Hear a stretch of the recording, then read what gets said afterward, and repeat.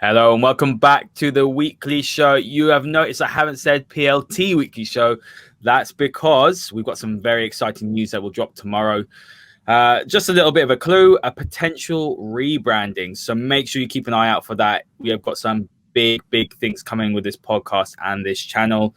If it looks like I'm crying, it's not because I'm still upset about Man United. It's because I've got really bad hay fever. So if you hear a bit of sniveling and my eyes are watering, don't worry, I'm still not thinking about Zaha breaking Manchester United's hearts on the weekend. So today, obviously, we're going to be reviewing the weekly fixtures. I'm joined by two fantastic guests, my two usual co-hosts, the two that make up the trio with myself. It is Hass, my brother, and the producer. How are you doing today, mate? I'm good. Looking forward to talking about the unpredictable games that we had last week. But yeah, it's I'm doing well. You look well, mate. You got a day off work, and I think finally. It's nice. It's chilled. Nice weather outside. And I'm joined by my good friend Ciaran as well. He has become a regular fixture on this channel. He is a massive contributor and a good friend of mine as well. Ciaran, welcome back, mate.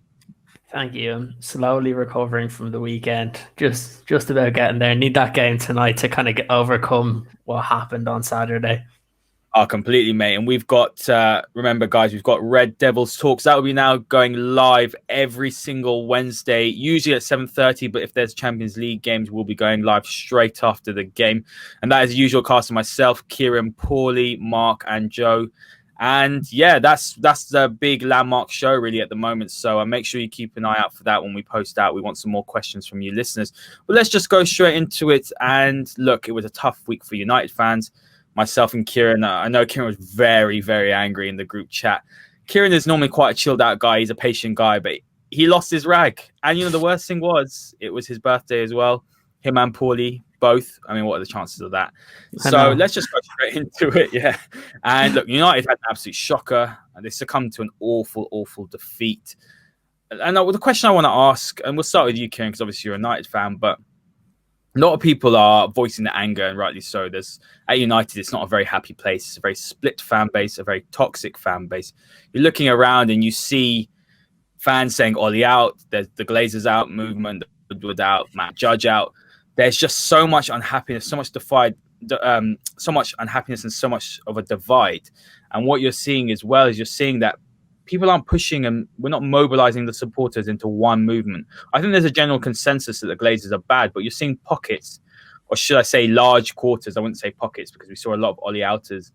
And look, my view on it is that anyone that thinks that sacking the manager now is the solution is absolutely deluded, because you look at the way that United have operated for the past 7 years. And when they've started with a manager, you look at LVG and Mourinho, 2 years into the project, they sacked them. And where's that continuity?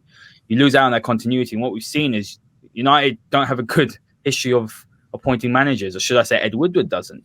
You jump from David Moyes' defensive style, used to playing with a team that likes to sit back. Asking him to come to United to play attacking style doesn't work. Then LVG is possession-based. Again, you buy the players for that, but then you don't back him, you pull the plug. And then you've got Jose Mourinho again. So successful what he does. He's a counter-attacking, low block. He's a fantastic manager, but again, he gets second, you don't back him. And now you've got Ole Gunnar Solskjaer. He's trying to return more to the United style of play, the fast wingers, the attacking creativity, excitement. And you can't always say that's been the case, but definitely there's been more of a cultural reset which is needed within the club. You just ask Hassan, you look at Arsenal, they needed a cultural reset. But there is a lot of questions that need to be asked towards Solskjaer, I think, in terms of this defeat, because there's a question of, was this a tactical problem on the weekend? Because United were absolutely shocking. And for those that are saying, well, they didn't have a pre-season or they're underprepared, which does make a difference, I would say that is true. But you looked at Manchester City last night, whether you agree with it or not, and people will point out that, City only had 6 players away for pre-season. But that's not the point. They slotted right in because they knew the system and the style. So what I want to ask you, Ciaran, is it a tactical problem or were United unprepared? I just want to say one quick thing before I let you answer. Laurie Whitwell from The Athletic wrote a fantastic article this morning. He said, Ole Gunnar Solskjaer wants his defenders to be able to shut down the attacks 1v1. But Victor Lindelof has a massive weakness here. And I think that's a massive point, that when United want to play so far forward on the front foot, every single defender in that back four needs to be a very good defender, in my opinion. And when you take out Wan-Bissaka, the best 1v1, and you looked at that back line, none of them, and I'm just saying, even Maguire, I just don't think they're good enough 1v1 to play that sort of style. And Solskjaer knew that. He knows what his defenders are about. So is he to blame for that? I think there's blame to go around. There's obviously the blame that people have been coming up with to Ed Woodward, Matt George, because they haven't brought in the quality. And look, even though we say that the starting 11 was great last year, the players know the ambition of the club. When you see other teams around you strengthening and your club not really doing that much, it does send that message to the players that, are we even competing to try and improve on last season? You heard it before with the likes of Wayne Rooney used to come out and say, and kind of wanted to leave the club at certain times because they weren't being competitive enough. And you've seen, even to a certain extent after the game, Luke Shaw coming out and saying something similar, that it's that they do need to strengthen. So you've your first point there. The second one is then, for those that are looking for kind of Ollie to be sacked, look, if you sack a manager because of one game, you're not doing the correct, your vision's not there anyway. And if you're a club that's willing to do that, well, then you have the wrong person in charge anyway. I think the problem for me lies between that and also the players that were on the pitch. They lacked quality. Well, we can say there was the likes of Rashford, there was Martial, Pogba, Bruno, who all played excellently towards the end of last season.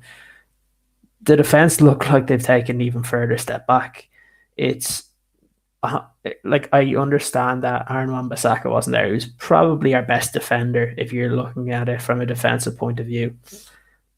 But I don't know how many times we have to keep going through the same mistakes year after year after year and not try and fix it. We've seen it with, look, Maguire is a decent defender. Look, it's not his fault he was 80 million, but the problem is he doesn't have that partner beside him. And it's the reason why I hate seeing it when Lindelof is there, especially against a team that can kind of counterattack the way Crystal Palace does, because everyone knew before the game Zaha was going to try and go off onto Lindelof because, one, he can beat him for pace, and two, he can beat him for strength. You need someone that can come in and kind of deal with that, even if it was Eric Bailly for that game, because you're not going to have Crystal Palace getting 15, 16 shots on target where Bailly's awareness might kind of come into question. You needed him in there for his athleticism and his physicality. Where I do kind of believe that people can blame Solskjaer is that at the end of the day, if a team's not prepared for the first game of the season, that's on the manager and the coaching staff. They chose not to bring all the players back until a few days before the game started. They had the extra week. They could have had players coming back. To be fair, and there's one thing that I spoke about yesterday, was that they allowed all these players to go out on holiday. Now, that's perfectly fine in a normal season because the players deserve it. It's a long season. But in a year where the vast majority of the public didn't get to go on a holiday, why do these players need to? They should know that they have the season starting in a few weeks. They should have had time to stay at home, recuperate, do what they did even during the lockdown, because that seemed to work when they came back. So the fact that they've come back and they were that poor means something went wrong in kind of the few weeks since the season, because you look at the two games, it wasn't a hugely different team than the one that played against Sevilla, but they played so much different. They didn't create anything of substance, really. The goal kind of came from nothing, and really, for most United fans, I don't think it's the fact that we lost, it's the way we lost the game, and that needs to improve. And if it doesn't, you will see more pressure being put on Solskjaer, because at the end of the day, regardless of if signings come in, if United continue to play like that, he's going to come under some serious pressure. Fantastic answer, mate. Look, Hass, I'm going to ask you, look, you're an outsider, you're an Arsenal fan, so for you, you might have a less biased opinion. You can probably see things a bit more clearly. I think Ciaran's given the best answer I've heard since, obviously the defeat. There's too many people that are going absolutely crazy, but Ciaran's right. That manner of defeat is absolutely unacceptable. But also, there was enough quality out there to win. And Kieran's right. I actually said in a group chat yesterday, I said that, and with Ciaran, Paulie, and the other boys, and I said, I don't remember us creating a clear-cut chance at all.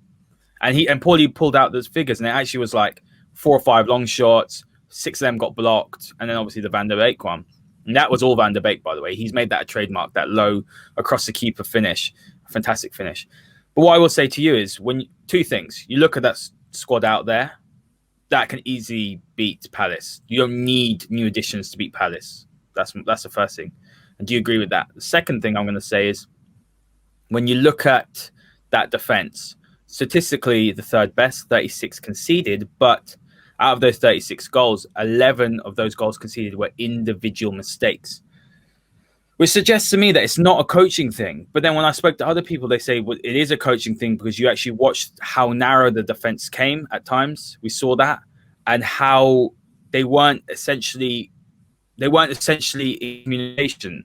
You're obviously seeing Arsenal's change with Arteta. When you watch United, do you think look at a side who individually they're not good enough, or are you looking at a side that collectively the coaching's not good enough? I think it depends on the system. I think you look at, if I use the Arsenal example, we are under Unai Emery, and this is something which Chris Davison said in the podcast that he did yesterday talking about Arsenal, is the system under Unai Emery was not working. You could see that there were huge defensive frailties, and I think that has to do a lot with the way that the manager sets up his players. I think you've got to have two defenders which, complement each other. And I think that's something which United have got very wrong. I think playing a Lindelof and Maguire defense is always trouble because of the lack of pace which is there. I think I don't necessarily blame Ollie's tactics in that situation, because Harry Maguire is £80 million. He's world record fee for the most expensive defender in the world. For someone of his caliber, you do expect him to be able to create defensive blocks, and I think that's something which, it may be down to low confidence, it may be down to just the element of trust between the two centre backs, but it obviously shows that partnership is not working. And obviously Lindelof, I actually do rate him as a defender. I actually do think he's very good, but I think he has massive weaknesses in his game, which is very important in the Premier League. You're playing against players who are hugely physical. I mean, this is something which Palace said. Andros Townsend said that coming into the game, Palace weren't scared of United. They knew that they had to come in with physicality and extreme pressure, and that's what happened. Look, United, like Ciaran was saying, I think the first game, you do not expect them to lose in the manner which they did against Palace. I didn't actually get to watch the match because I was at work. I did watch the highlights after, and Hamza and I were having a discussion after the match was played that evening, and it looked like every single time United lost the ball, the defense were always under threat. They were consistently backtracking rather than actually putting pressure on the forwards like Zaha, who, if you give Zaha space, he's always going to score. The guy is a world-class player. You look at the reactions that happened on Twitter after it. I think people are very reactionary. I think they speak too quickly when they should.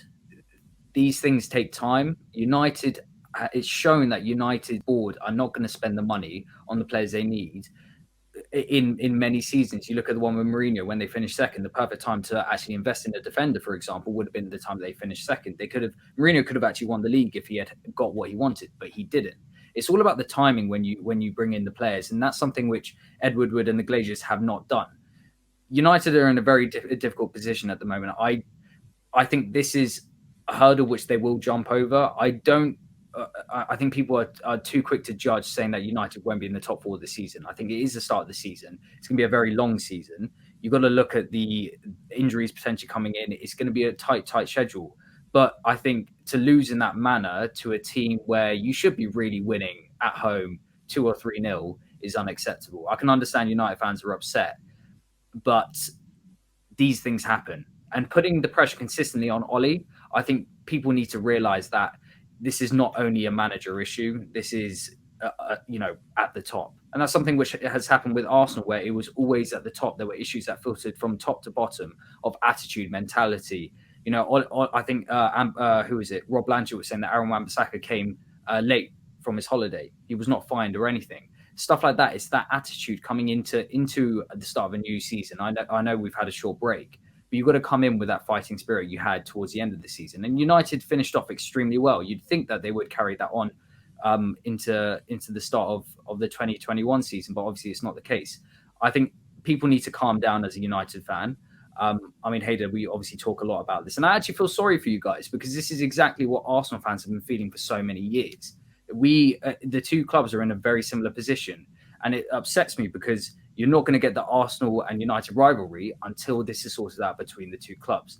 And for United to go down in the way that they have is actually abysmal.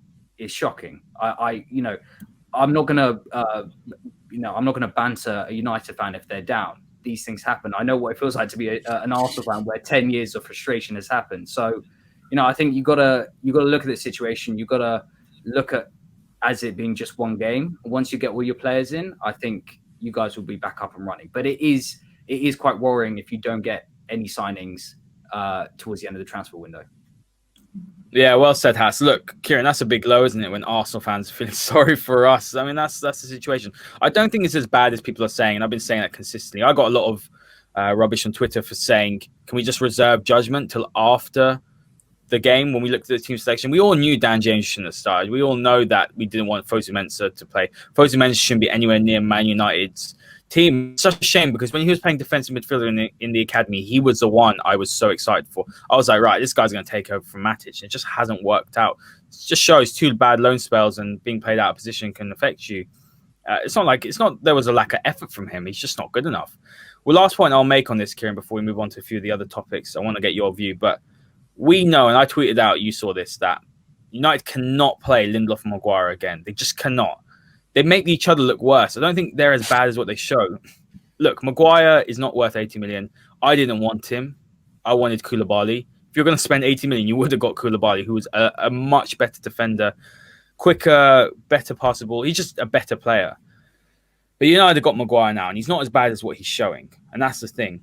But he's got serious flaws to his game. He just can't turn. As Simon Jordan says yesterday, he turns like an ocean liner. It's such a big problem. Now, United have, for me, they still have three options. And Laurie Whitwell said that Solskjaer doesn't trust his backups. Well, you're going to need to make a change now, Ollie. This is your job on the line if you don't make a change. He has to make a change in the heart of the defence. It shows how important Matic is as well, that when Matic doesn't play, the way they're exposed.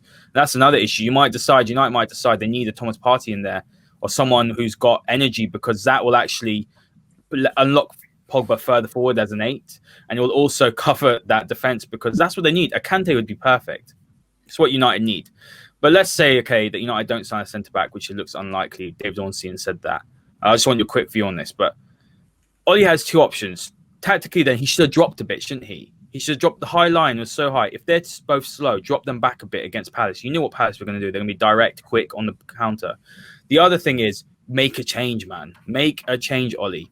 Mengi, I know you're a big fan of Mengi, Tuanzebe and Bailly all have the attributes that on paper that will complement Maguire or Lindelof. Lindelof will look better as well with a quicker guy. But surely now Ollie has to look at it and think, I cannot play this again. Just put Mengi in there or someone of that ilk and let him settle in and give him a chance. Because if you don't trust the backups, but then your top two are so bad as well together, then United are going to have a torrid season, aren't they? Yeah, look, I think it does go with that partnership between the two centre-backs. I think if we were playing Lindelof, you probably need to choose between Bailly and Axel Tuanzebe, because they both are, I would say, they're physically dominant, but also they have that a bit of experience, because I don't think Lindelof is kind of a leader in the defence. Maguire, you can tell even from what Mengi's been saying, he's been in Mengi's ear the whole time he's been up with the first team. They've kind of got a pretty good relationship from the last couple of weeks training. So personally, if I saw Mengi come in, I'd like to see him play with Maguire, because it kind of might help him in terms of being able to read the game a little bit more, because he needs experience to do that and he just hasn't been given it yet. I've been saying that if we get through, let's just say we get through in the cup, I want to see a defensive partnership of Mengi and Tuanzebe, because like I said, the traits that they have kind of balance well with each other, even if you want to play Bailly in one of those. Because Bailly's biggest problem has been that he's injured, but he's not injured anymore. So play him. He's physically and in terms of his athleticism, he's a better defender than Victor Lindelof. And for me, that you just have to go back to that first season he had at Old Trafford. He was one of the better defenders that we had. And we thought he was going to be one of the best defenders in the league. He was that good, wasn't he? Yeah. It's just the injuries, really. Yeah, he was excellent. It's just the injuries. Like, personally, for me, is if you can get a bit of luck with Tuanzebe and Bailly in terms of their injuries, you probably can get by with the season if you have your defensive centre backs as Maguire, Lindelof, Bailly, Tuanzebe, and Mengi. That's fine, but you have to get rid of the others. You have to get rid of Smalling. You have to get rid of Jones. You have to get rid of Rojo, because none of them should even be taking a spot on the bench, because then you're stopping chances for some of the other players. Again, a defensive partnership isn't just about individuals. I've seen excellent centre-back partnerships where you have individual players that are brilliant, but when they play together, they don't suit each other's style. It's the reason why Vidic and Ferdinand were so good, is that their styles weren't the same. They also were, honestly, the reason why they were so good is either one of them could have been a captain of the team. And that's what you need at your centre back, because they're the ones that really need to kind of organise both the midfield and kind of what's going in defence as well. So I think it's one thing he needs to work on, and there's no better time to give either. I don't know how fit Axel is at the moment, because I know he's back training, but I don't think he's been involved in kind of the team training. He's been doing a lot of individual work. But if he's not back fit, I think it's a no-brainer. You have to be able to start Bailly or Mengi tonight against Luton. Yeah, mate. Spot on. And the last thing I'm going to say on this, Lindelof's a good footballer. He's the best passer out of all our defenders. He reads the game well. Where he got exposed, as Has said, he's not a bad player, but he's getting exposed. The amount of times he got physically outdone by Zaha, the amount of times he got out jumped as well under the high ball, and these are serious problems. Now, a lot of people have been saying you just have to watch Lindelof in Portugal to realize how good he was. He tore it up. He used to carry the ball into midfield. He also played right back at times. I wouldn't play him there, but he has played defensive midfield. I'm just thinking, look, we shouldn't do square pegs round hole. We've had that for years at United, but I'm thinking that if you do decide you want someone to play defensive midfield who can read the game well, who can pass, Lindelof is someone that could understudy for Matic. I'm just looking at if you even wanted, you could have Axel go in there. He's played that position before. Yeah, and that's the thing. You're looking at, for example, McTominay. We'll talk about this on the Red Devils Talk. McTominay, he doesn't do it for me. Fred obviously can play there. I think Fred will be good there, but it's just an option. But anyway, guys, let's move on to the next segment. We've spoken for United. I feel better after that. To be honest, I've done about 4 podcasts since the loss. If United lose again tomorrow, then there's serious problems, but I think we'll be all right. Yeah, exactly. But anyway, so Hass, I'm going to start with you. Oh, Merseyside is rocking at the moment, isn't it? I know it's 2 games into the season. We need to have a little bit of perspective, and that's what I would say to the teams also losing 1 or 2 games. Perspective. But both Everton and Liverpool, very impressive victories again, especially Everton. You're looking at them, and Calvert-Lewin smashed it. We'll obviously talk winners and losers later. I'm sure someone in this stream has got them. But what I will say is that Everton just look a completely different outfit, don't they? James Rodriguez with a goal. I absolutely loved it. I loved him in the World Cup. I loved him when he was at Real. I always thought he got a bit of a hard done by. He was great at Bayern Munich. Didn't manage to secure a move there. He's come to the Premier League with a manager that genuinely trusts him. It's funny, isn't it? A manager putting that arm around you and having faith in you can change a player. He's that sort of player. He's a confidence player. And then you look at Liverpool as well. I think that they completely dominated Chelsea. I was not impressed with Chelsea, if I'm being honest with you. I thought they were... You spend that much money and you play like that. That suggests to me that, tactically Frank needs to sort out or figure out what he's going to do with those players, because Werner looked non-existent. Havertz threw another shocker. Look, it's going to take time with Havertz. I still think he'll come good, but it was not positive. But when Liverpool... The goal for Mane's first one, the header, was just absolute. The way they constructed that was fantastic. They just look so strong, and they're not even anywhere near top gear yet. They're cruising through games. Then they could bring Thiago on to go and just close out a game. 75 passes, more than the whole of the Chelsea team in the second half. He played about half an hour. they've just got some scary depth now. So what did you make of both teams, and do you expect Merseyside in general to be strong this season? I think this will probably be the first year where the Merseyside derby is actually entertaining. I genuinely think that. I think the Everton side, look, with Everton, I think they've always had quite a solid defence.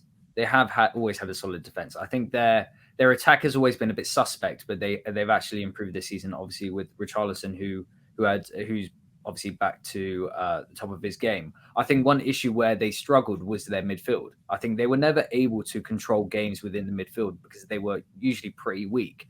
Now that they've got Doucouré, Allan and James, you've got that attacking threat in James, who has always been solid, and he was actually brilliant for Ancelotti while Ancelotti was at Real Madrid. I'm pretty sure he played under him. He was very, very good there. You've got Allan, who obviously didn't have the best season at Napoli last season, but he's come in and he's done absolute bits there. And then you've got Doucouré, who's just consistently a brilliant box-to-box midfielder. It's amazing how you see a team transformed with just 3 players that have come in. I think the issue that Everton had always had is that linkage between the strikers and the midfield. There was never that creativity. And, to see Calvert-Lewin score a hat-trick in a Premier League game, no one would have thought that would happen, especially in the fantasy football. Congratulations to anyone who had put him in. But it's actually quite a nice thing to see it gelling. It's quite a nice thing to see Everton gelling because, it's always been this stigma where you look at Merseyside, it's always been a one-sided city. Worst derby in the whole of derbies, of all derbies ever been a derby in the history of derbies, Everton versus Liverpool. Yeah, I remember watching Premier League years and they would hype up the game so much you'd see all these dirty tackles and stuff, but it would be a 0-0 by the end of it. So I think it's or nice. Liverpool 8-0. So it's either that. One of the two. I like the Everton team. I think Ancelotti's done a really good job there. Again, when you look at man management, I think he's a very, very good manager. He is the perfect guy for that club. I think it's a sort of understated project. He's come in and he's actually changed the team from, even in last season, they were at the top of their game towards the end of the season. They were playing very well under him. All they needed was that couple of reinforcements to really bolster their midfield. And look what's happened. Doucouré, he's such an underrated player. He's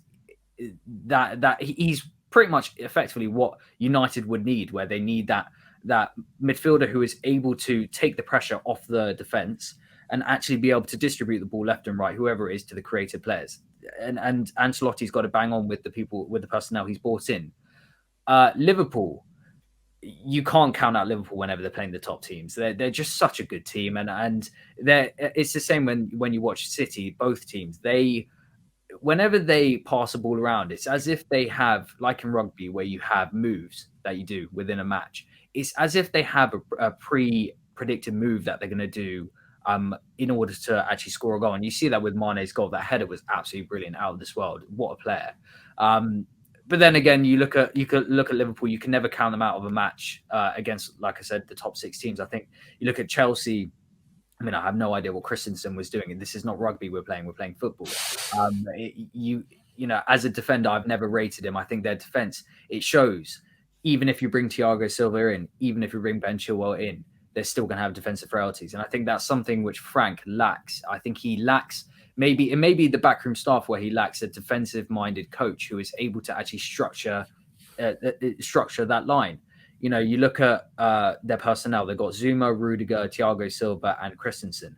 I wouldn't really rate any of them potentially in the top 10 at the moment in the Premier League, potentially. Maybe Zuma, maybe Thiago Silva if he plays.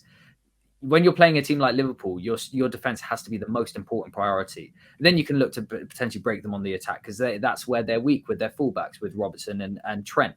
I think you look at their midfield, Thiago coming in the 45th minute, he's just unbelievable. I didn't have an argument, but I had a conversation with one United fan actually on the Premier League trio. Yeah, it's interesting. Saying that Thiago is one of the most underrated buys this summer, and he's going to be absolutely brilliant.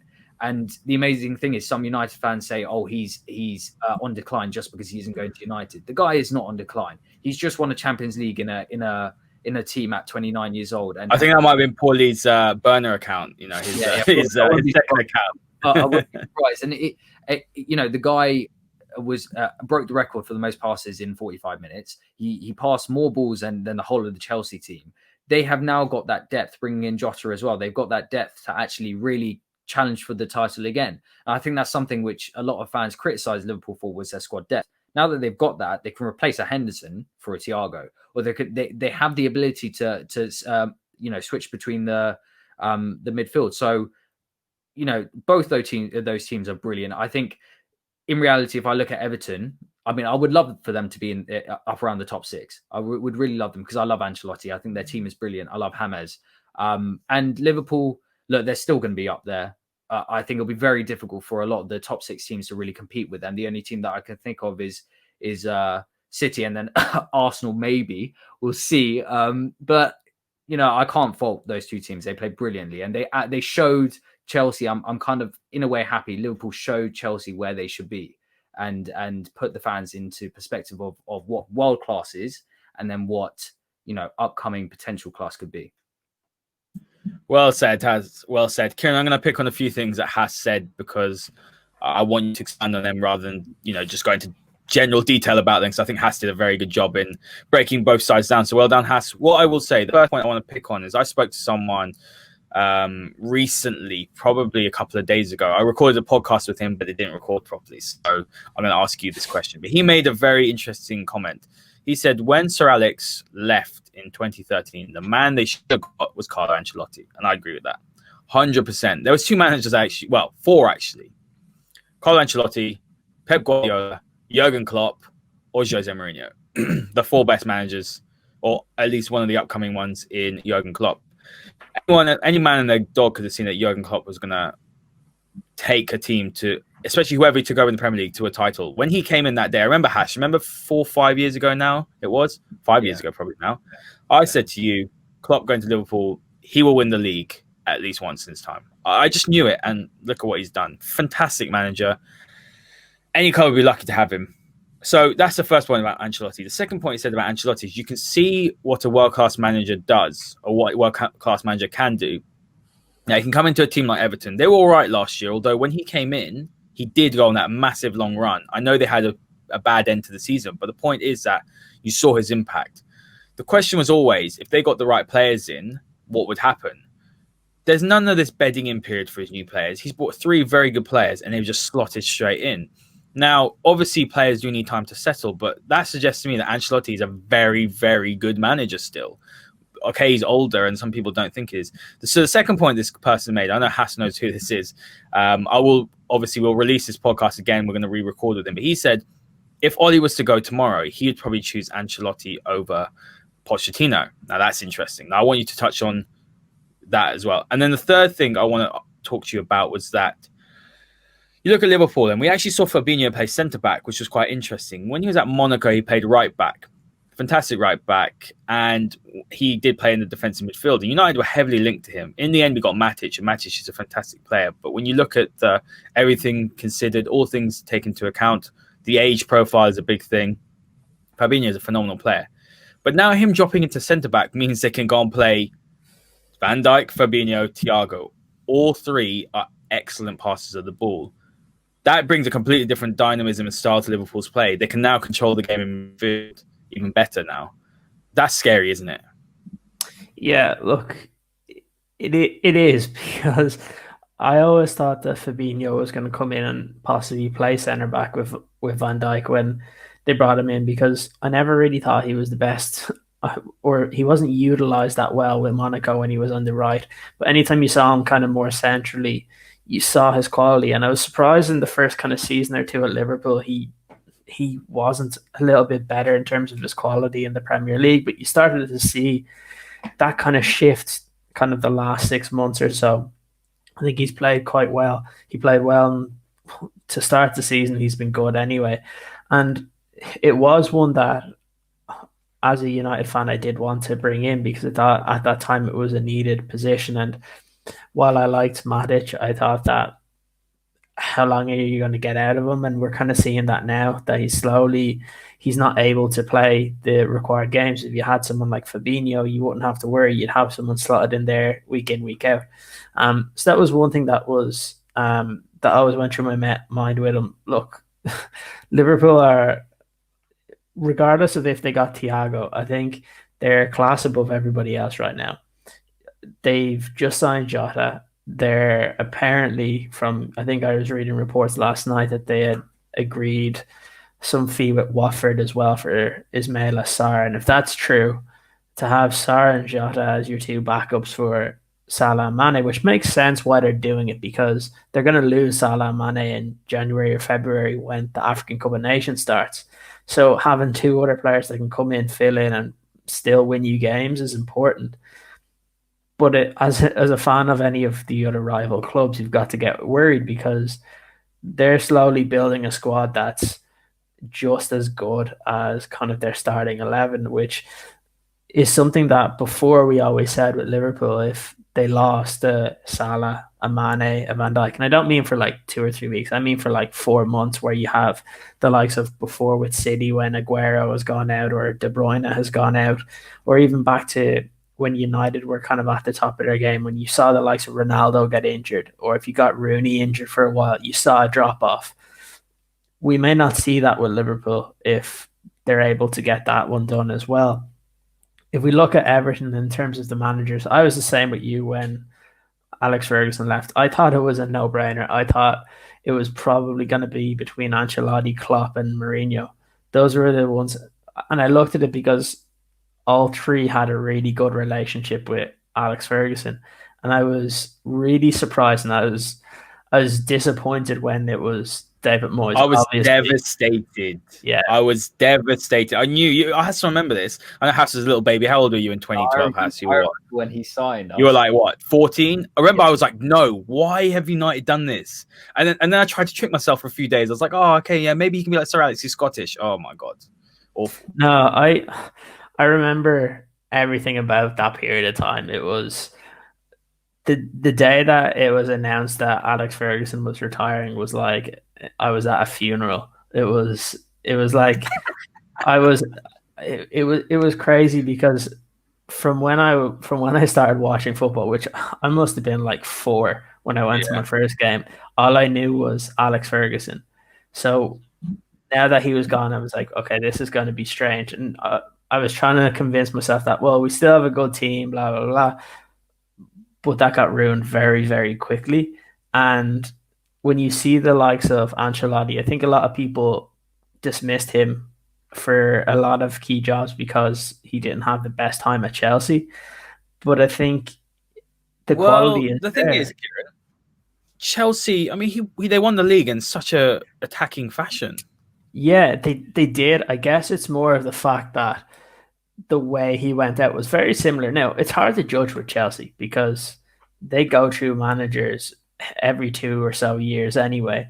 And then I know from a lot of Madrid fans didn't like him when he went over there. They always were clamoring for Mourinho. So I think that kind of dented kind of a lot of the interest in Ancelotti for a while because I didn't understand why his next move was Everton. It was one that completely, it kind of threw me back a little bit because you'd see Everton as like the most that they would get to would be like Europa League and kind of get far in there. So now for him to be there, and the thing that's worked out for Everton is he has all these contacts. Like the reason why James Rodriguez moved there, the reason why Alan moved there is because they played for him before. And Paul as well. Yeah, they trust him. They know, and the reason why it was so easy for them to slot in is they already know his system. Yes, they probably don't know the players that are around him because it takes time. But when you know a manager's system, it's very easy to go in and out. It's the same with Klopp at Liverpool. It's the reason why you see players come straight in is if they understand the system, you put them in, they know what they're supposed to do, even if it's a different player that they're playing against. That's why when you see kind of some of the backup players come in for Liverpool, that you don't see a big drop off because they're all playing the same system. They understand it. It doesn't matter who they're actually playing with. Now, when you're looking at the kind of defensive part of the game, that's a little bit different. Like you'd see a big difference if you didn't have the likes of Van Dijk at Liverpool. But again, it kind of goes to that I think the two clubs in Liverpool right now should be very, very happy with what's going on at their clubs, while there's a lot of other clubs that just aren't seeing the consistency. And unless there's improvements to other teams, like you see with United, even with Chelsea, because I think they've played terribly the last couple of weeks. Um, Again, it's just going to be that two-horse race again with Man City and Liverpool, and it's hard to knock Liverpool with how they've started the league. They kind of just left off or they've started where they left off from last year. Can I just say something, Haider? Yeah, go on. I think also if you look at Everton, if you look at even Liverpool, I think the most important thing is when you bring a manager like Ancelotti or Klopp in, a lot of the signings that they bring in are system players.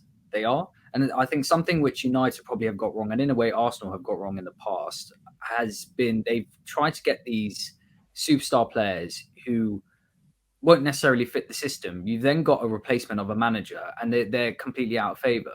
If you've got someone like Ancelotti who brings in experience altogether, the guy's won so many trophies, he is automatically going to get the players who have fitted his system at past clubs. If you're judging it based on Ollie hasn't managed any other club other than Cardiff in the Premier League. You can't base his system off anything because he hasn't played with top players. If you have someone, that's why I think Ancelotti was brilliant for Everton, is because he has the ability to filter in these players who may not be brilliant but have fitted the system he has played in the past. He can just bring them right in and they will play the way he wants to play.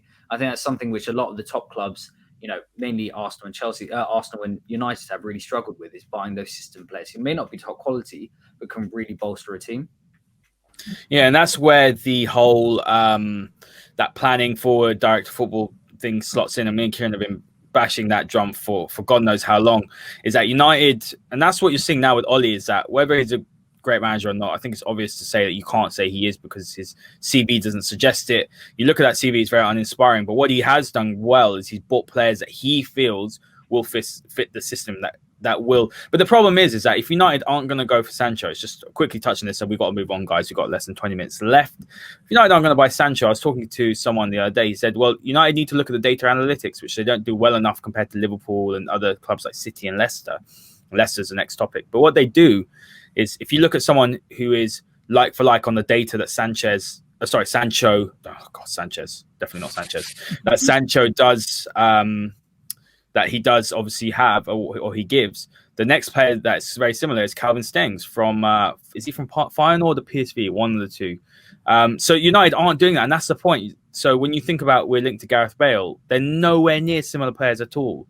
So Ollie should know, or a manager, like you said, system player should know exactly if you're not going to buy, let's say, James Rodriguez, the next player should be literally like for like on that list. I think that's where United and they're not doing. Look at Liverpool, and that's what they've done, right? So apparently Klopp wanted, this is the last point on this, guys. Klopp wanted Julian Brandt. He didn't want Salah. But when they were doing the data analytics, obviously Brandt went to Dortmund.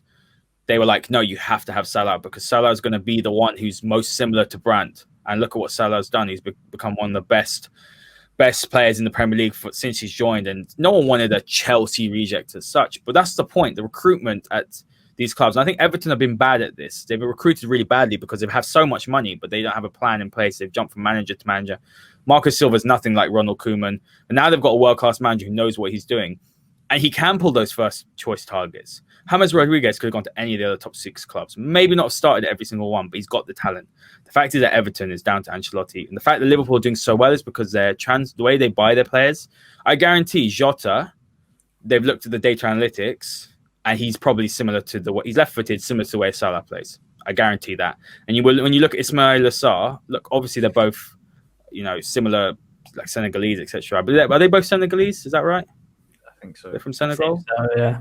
I think so. If I get this wrong, I'm really sorry, guys. But I guarantee that they're very similar in the way they play when you look at the data that's provided. Anyway, guys, let's move on to Leicester quickly before we've got our last 2 segments. But I'm going to touch on this on 2 minutes each, guys. I'm going to ask you, do you think that Leicester could challenge for the top 4 again? They quietly find themselves with 6 points from 6. I think they've played very well. I've watched both games. They got rid of, they sold Chilwell for a lot of money. Castagne's come in and looks fantastic. They're looking like a side who know the way they want to play, as much like last season, to be honest with you. And they're looking like a side that's passing the ball well. They look like a threat on the attack. Maddison's hardly had a kick because he's been injured, so he's to come into the side. Have you been impressed with them, Ciaran? And do you think they could challenge for top 4? Or is it simply a case like last year where they were fantastic at the beginning? Brendan Rodgers' sides usually, trail off, and then they're just going to be top 6 challengers.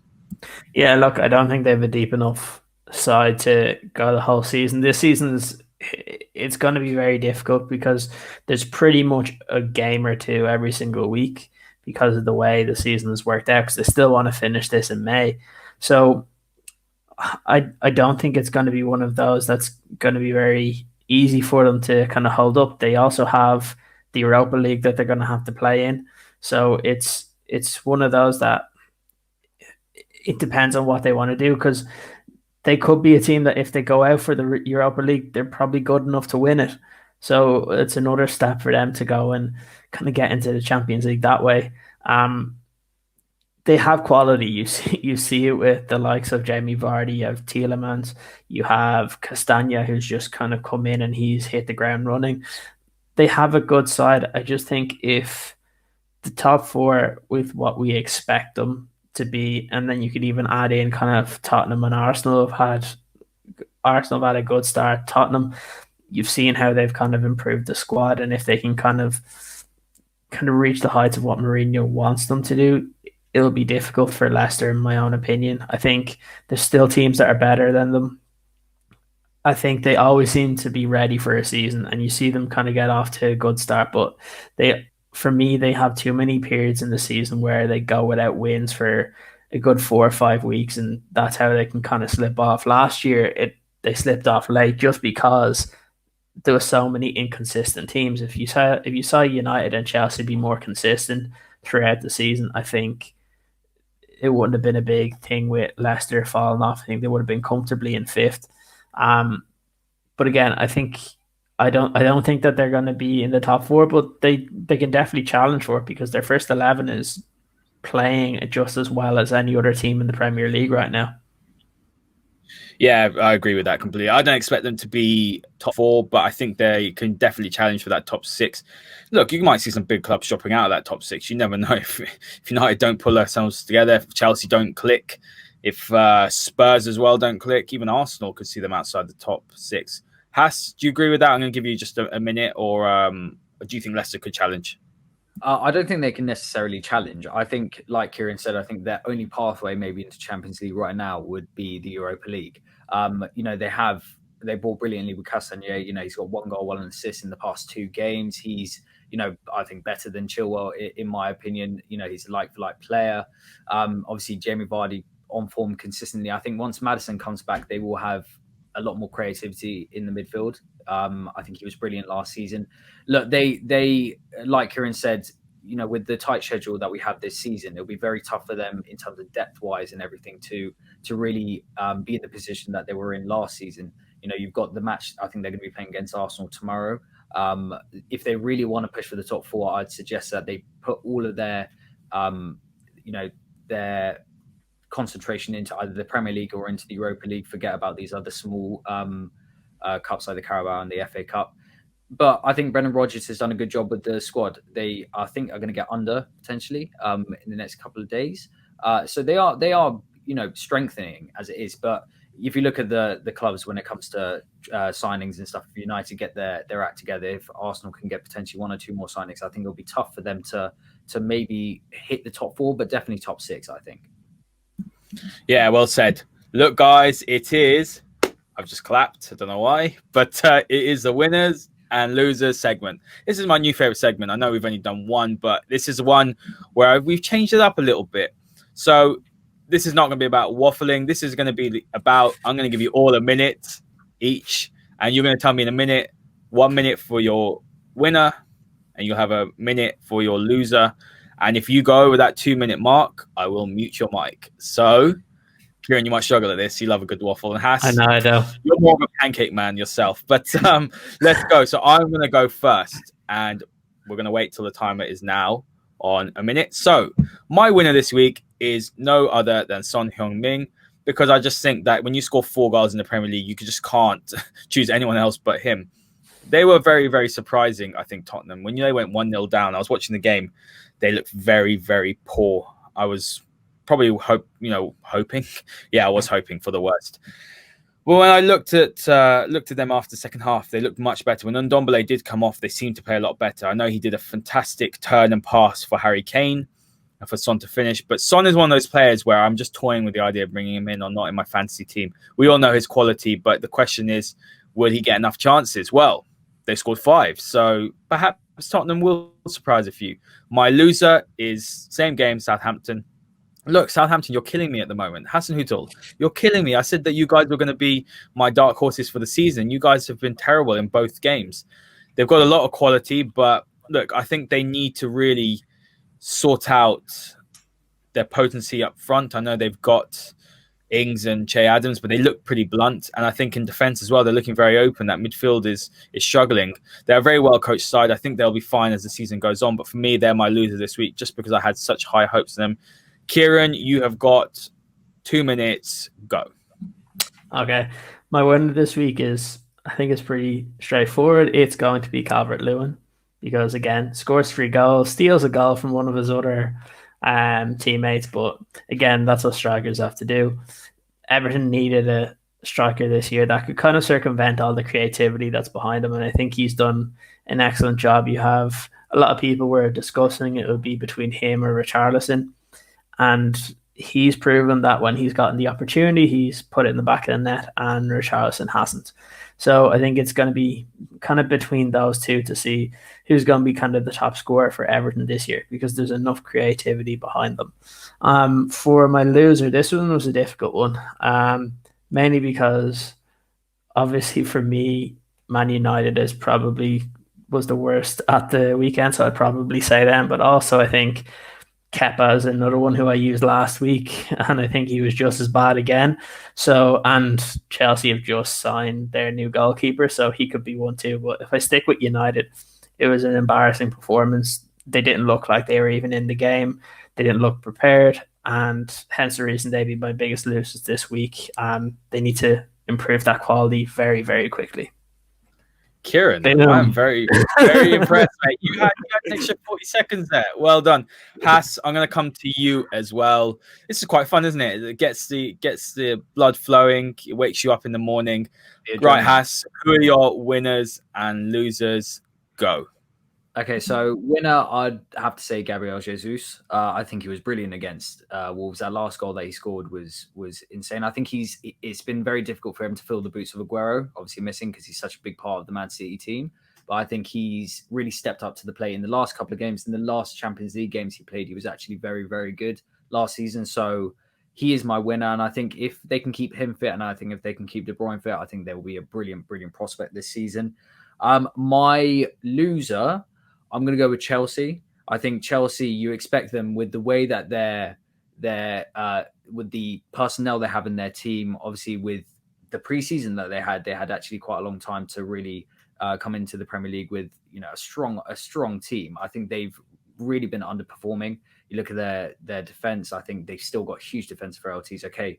Kepa is like I said last time, a specialist in failure. He's just proved my word completely there. Absolutely shocking. You look at Kai Havertz, okay, give him time, but he was playing in the false 9 position. And I still think he didn't have a very good game, completely outperformed. It will take time, like I said. And Timo Werner, I think he just probably didn't get the right distribution of the ball. I think if they really want to utilize his pace, they will need to have someone like Hakim Ziyech come back in to really open up spaces within the defense. But yeah, my losers were this week Chelsea. Not bad, Hass. Not bad at all. You had 20 seconds left. So well done, boys. That's a hard task to do, but I completely agree. Everyone said great points. I think you look at Chelsea, they're definitely one of those that have definitely a loser of the week. Jacobs crackers wrists. Kepa was not very good. I think, look, they've got a lot of work to do, but so have United and so have Southampton. Right, boys, we've got 5 minutes left. We're going to go on to match day predictions. As usual, listeners, we will be predicting 3 fixtures every week. If you get the correct score, it's 1 point. If you get the exact score, it's 3 points. And if you get the first scorer correctly, that's 5 points. So I'll go first. And the 3 games this week are Tottenham versus Newcastle, Liverpool versus Arsenal, and Manchester City versus Leicester. So, boys, we're going to go around quickly. Don't give me any explanation. Just tell me what you're going to do. I'm going for Tottenham to beat Newcastle 3-1 and no other than Holmingson to score the goal. Hass, what are your predictions? Tottenham 2-0, and I think that Son will score first. Yeah. Ciaran? Tottenham 2-1 and Harry Kane to score first. Nice. Well, we pre-prepared these, but it looks like the boys have forgotten what they actually said. Yeah. If you want me to correct you, I will. But if not, I'll just change it later. But yeah, you boys are spot on there. I think we're going for the Spurs. It's my funny. Prepared this before. And the boys are just so funny to watch your faces. Cass is like, what did I say? Kira's like, oh, no, what did I say? Okay, boys. So, well, look, we've got Arsenal versus Liverpool. I think this is probably the blockbuster game this week. I'm going to go for Liverpool 2-1. I think it'll be tighter than people think. Arsenal have a winning formula, a formula that works in the big games, and obviously it's sitting more deep, being more compact. But I think Liverpool will break them down. They've got so much quality. I'm going for 2-1 and Mo Salah to score the first goal. Hass, who have you chosen? It's a 2-1 to Liverpool. I think Arsenal will turn up in this game. I think it'll be a more competitive game than we've had in previous seasons. And let's hope that we can, you look at the Community Shield, we actually played very well against Liverpool. If you utilise the right positions, right place, right time, and get Aubameyang on the ball. But yeah, I think it'll be a 2-1 Liverpool, and I think Aubameyang will score first. Nice. You remembered your score. And Ciaran, are you also going for a Liverpool win? I am. I think this is going to be one of those that you might see a couple of Arsenal fans raging after the game. So I have 4-1 to Liverpool, and I have Sadio Mane scoring first. That is bold. I hope to see Hass crying after the game. And the final fixture, guys, Manchester City versus Leicester. I'm going to go for City 3-1 here. I think it'll be a good game. I was thinking 3-2, but 3-1 because I just think City have too much firepower. And KDB will get the first goal for me. Hass, what is your prediction for City versus Leicester?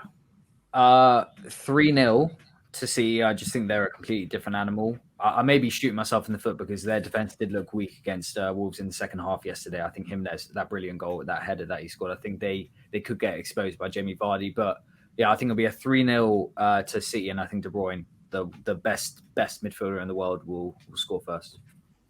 Yeah, it's a good shout. I quite liked the look at Ake yesterday, Ciaran. I thought he looked decent. And he was next to Stones. But I was impressed with what I saw.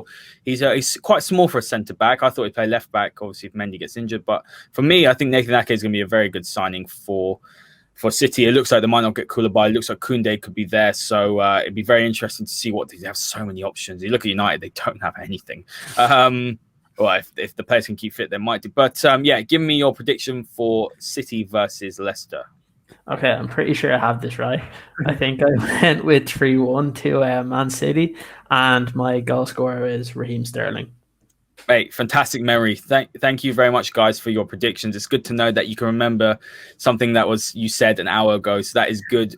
Obviously, as Ciaran's approaching 30, and according to Paulie, if you hit 30, you're in decline. So that's an area which Ciaran is obviously doing better than his other age counterparts. Thank you very much to all you listeners for listening. Make sure you hit that like button, hit that subscribe button. Keep an eye out for our very, very exciting news that we're going to be probably announcing tomorrow, I think, if Hass can get his stuff done on that. It's very, very exciting. There's some massive plans for this podcast, for this show. We've got some fantastic people involved. Ciaran, thank you very much, mate, for coming on today. Thank you.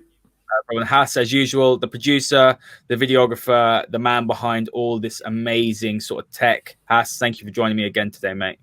That's all right. And be prepared, people. Tomorrow's a big day. We've got a lot of good news coming out for the next couple of weeks. So honestly, the support would be brilliant. And thank you for the support anyway we've been getting in the last couple of weeks. Really appreciate it.